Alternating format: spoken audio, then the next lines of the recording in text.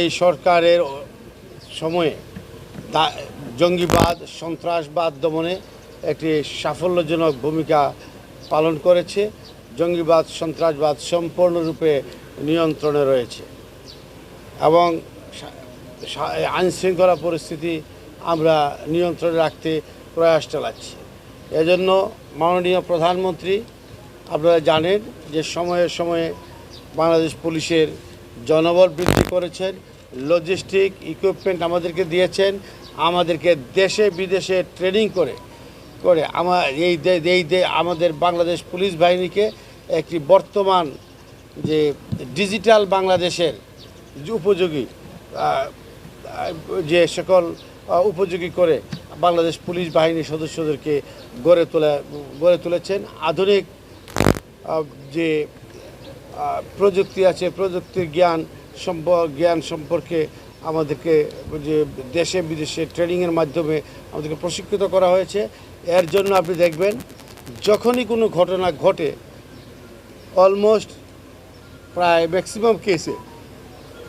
আমরা 90% উপরের কেসে আমরা ডিটেক্ট করতে সক্ষম হই এবং এটা মাননীয় প্রধানমন্ত্রীর বদান্যতায় এ দেশের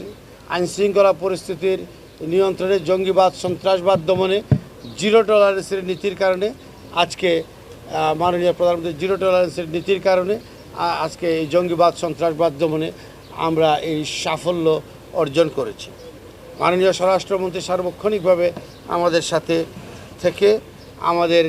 যে কোনো মুহূর্তে দিনে রাতে যে কোনো মুহূর্তে ওনাকে কিন্তু আমরা পাই এবং আমরা তার কাছ থেকে পরামর্শ গ্রহণ করে আমরা আমাদের দায়িত্ব পালন করছি। আমরা উল্লেখ করতে চাই এই দেশের স্বাধীনতার প্রথম লগ্নে পাক হানাদার বাহিনী যখন রাজারবাগ পুলিশ লাইনে ঝাঁপিয়ে পড়েছিল তখন বাংলাদেশ পুলিশ বাহিনীর সদস্যরা এই নিশ্চিত মৃত্যু বঙ্গবন্ধুর আহ্বানে এ দেশকে স্বাধীন করার জন্য তারা 303 রাইফেল নিয়ে আধুনিক সমরাস্ত্রে সজ্জিত পাক বাহিনীর বিরুদ্ধে নিজে জীবন বিলে দিতে হবে এটা নিশ্চিত যেন এ দেশের জন্য, এ দেশ মাতৃকার জন্য, এ দেশের স্বাধীনতার জন্য জাতির পিতা বঙ্গবন্ধুর আহ্বানে তারা যুদ্ধে ঝাঁপিয়ে পড়েছিল এবং প্রথম বুলেটটি নিক্ষেপ করা হয় বাংলাদেশ পুলিশের